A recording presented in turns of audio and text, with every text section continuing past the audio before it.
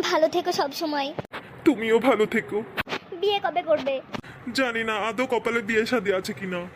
তোমার বউকে বলে দিও আমি যে হাত ধরেছি সে হাত যেন সে না ধরে।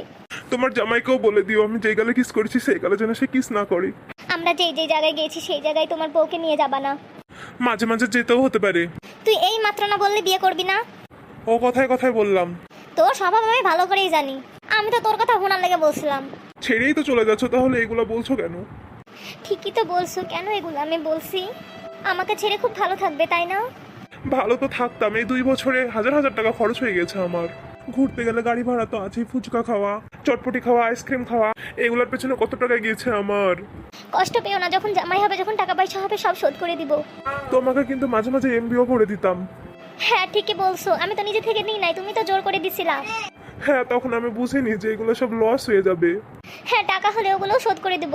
হ্যাঁ ওগুলো শোধ করে দিলে আমার মনে আর কোনো কষ্ট থাকবে না।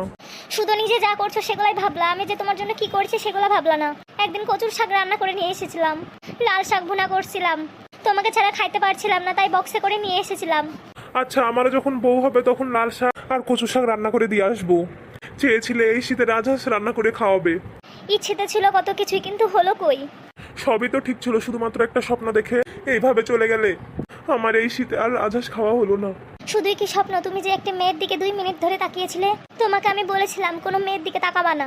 তুমি শুধু তাকানোটাই দেখলে, কিসের জন্য তাকাইছি সেটা তুমি জানতে চাইলা না। ওই মেয়েটার অন্য গাড়িতে পেঁচায় যাচ্ছিল, ওই মেয়েটাকে বাঁচানোর জন্য আমি ইশারা করে বলেছিলাম